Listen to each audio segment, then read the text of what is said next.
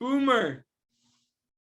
So we got sidetracked. We had some Yismachu going from Rosh Shlomo Katz. It was great getting a tour of Alana's Sukkah. Bezrat Hashem, we should all be zocha to put a Sukkah up either tonight or tomorrow.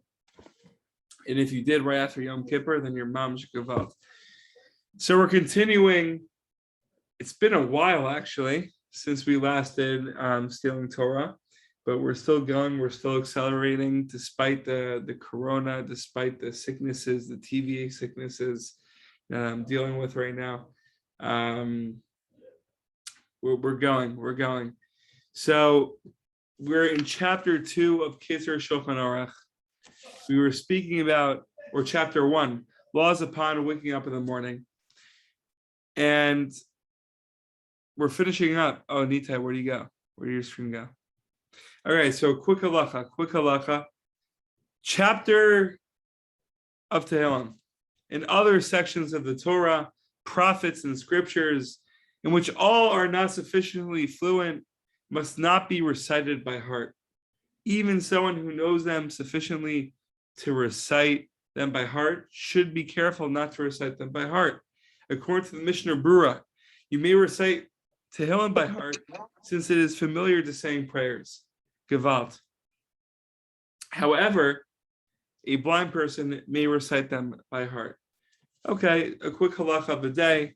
Gevalt, we got to take a look at what the Mishnah Brura had to offer, and now we are getting into a quick tefillah, B'Shem Kol Yisrael, chapter 2, Mishnah Brura, Bezrat Hashem. Overcoming evil instincts and depression. In your kindness and mercy, grant me that I should draw close to true tzaddikim and see the radiant light of their faces, so as to save my soul from the thorns and pits of evil desires, depression, laziness, and their offshoots. By seeing the radiant faces of the true tzaddikim and drawing close to them, my soul be saved from these bad traits. With your loving help, I'll be able to overcome and remove all material lust from myself. I have no desire for anything in the world besides you, Ribbon Shalom. Besides you, and all my longing, yearning, and will and desire will be focused only on you and your service. I will serve you industriously and energetically, and I'll be happy and positive at all times. I will rid myself of laziness and depression forever. I will rejoice with you. Ribbon Shalom, let all of us serve you with joy and good heartedness and abundance of everything, and always be happy. Bezrat Hashem Chavra Tefillah B'Shem Kol Yisrael.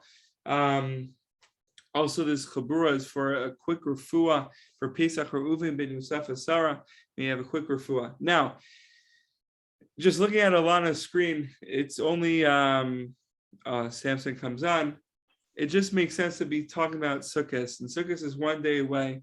And I saw this idea, or I heard this idea months ago, that the Sukkah, in order for Sukkah to be kosher, someone correct me if I'm wrong, you need to have 3 walls, Gevalt, right? So what do the 3 walls represent? There's probably a million different reasons, but the Arizal explains, and guys, I'm not flexing that I learned that Arizal. I just heard it from someone. I'm quoting to someone. I'm not going to say his name. The Arizal says, everyone knows all the secrets. The Arizal says that the 3 walls represents Hashem giving us a little hug like this. It's mamash gevalt. It's mamash gevalt. Right? So the 3 walls like this, Nitai do it. Nitai is kind of doing it right now. Gevalt. So Hashem's hugging Nitai. The Sukkah is hugging Nitai. And Rav Shlomo asks, oh wow, what a background. Rav Shlomo also, guys, if I go crazy here, just like stop me, interrupt me, and just do your thing. But Rav Shlomo also says that why does Sukkot come after Yom Kippur? It's a very deep question, right? Because Yom Kippur, we're basically reflecting, we're doing teshuvah, we're pouring out our hearts to Hashem and saying, Ribbon Shalom, I want to come closer. What I did this past year, I'm going to rectify, I'm going to be better, the whole thing. There's a million other reasons, or a million other, what we do on Yom Kippur. But the reason why Sukkot comes after Yom Kippur is because we're telling Hashem we don't want to be in the house. We don't want to be in the place we were last year. Right? Because that house and that place, I unfortunately sinned. I unfortunately fell short. And there were some tough times in those places. There was also beautiful times. But I want a fresh start. And the fresh start starts with Yom Kippur. But then it's Sukkot. Right? And Sukkot is a new house, like we see in Alana's screen. It's Mamash paradise. It represents Gan Eden. And we're telling Hashem that I want to be in Gan Eden. I want to forget the past, but I want to focus on paradise. I want to focus on you. I want to be with you. So if we take the hug, right, from the Arizal's explanation of why, what the three walls represent, and we take this Torah, this idea from Rav Shlomo, we can now transition into Rabbi Nachman's joining the dance. Right? If we're experiencing a hug from Hashem, and we're experiencing Gan Eden, we're experiencing paradise. I mean, it looks like paradise, Alana Sukkah. We should give it to other people. Right? Maybe the three walls, the one missing wall, right, is telling people, come in. It's an open invite. We want people to enjoy paradise. We want people to enjoy the hugging and the simcha, the joy. So Rabbi Nachman says, sometimes a group of people happily dance together and they take hold of someone who is standing miserable and depressed on the outside, and they pull him into the dance circle despite himself, forcing him to rejoice with them. Imagine, right? You're dancing in the sukkah. You have three walls, one open wall, and you have a chaver on the outside. You have a friend on the outside. Looking inside, he's like, everyone's so happy, and look at me. Our job is to bring that person in, to grab that person in and say, come in here with me. Come into paradise. Paradise is right here.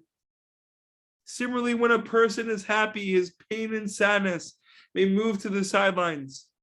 But a higher level is to pursue the sadness itself and pull it into the dance circle, turning it into joy. Right? It's Gewalt. Right? Because, right, there could be a wound, right? A gunshot wound that we're just putting a Band-Aid on. But mamish, if we operate on that gunshot wound, we just pull it in, right? In the sukkah is the operation, Gewalt. Gewalt. It'll turn that wound into mamish, a healer. It'll turn it into 1000% normal. And Rabbi Nachman concludes in this Torah, if you truly set your mind to it, you will find that even amidst your worst troubles and suffering, there's always a way you can turn all your sadness into joy. True joy is when you forcibly transform your very sadness and depression into happiness.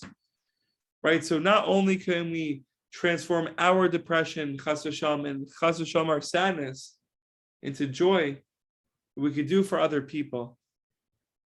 So I hope this made sense. Just a quick review. Right, we went over the hugging of the sukkah. And when we're in the sukkah, we're experiencing Gan Eden, right? We want a fresh start. The sukkah is mamish in the highest of places. You're with the highest of people. And then when you have someone on the outside, oy, nebach. So our job is to pull that person in. Join too. Experience Gan Eden with me. Experience the hug with me. And hopefully all the sadnesses, all the depressions will turn into the purest joy. And may we all be zocheh to build a sukkah like Alana. Questions, comments, please feel free.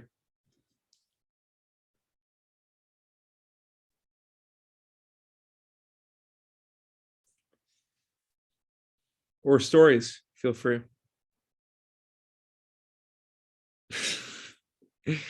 You know who that was directed to? The stories. Boomer. Gewalt, gewalt, gewalt. Chaver, we should all I be got healthy. What do you say? No, I was just saying I got nothing tonight. You have so much. Just being here is so much. Chaver, we should all be healthy, happy, and successful. Whether we are just recovering from COVID and building the Sukkah, and I guess the heart is always in Israel. It's Gavaldic. It's amazing. It's not, I guess, it is. What an inspiration. Or Nitai just guarding the borders, and Donnie and Render getting a little taste of the grapes of Eretz Yisrael. Mama Shekavalt. We shall all be healthy, happy, and successful, and have an amazing, amazing Chag, and we'll continue. Mitzvah Shem Achol Moed.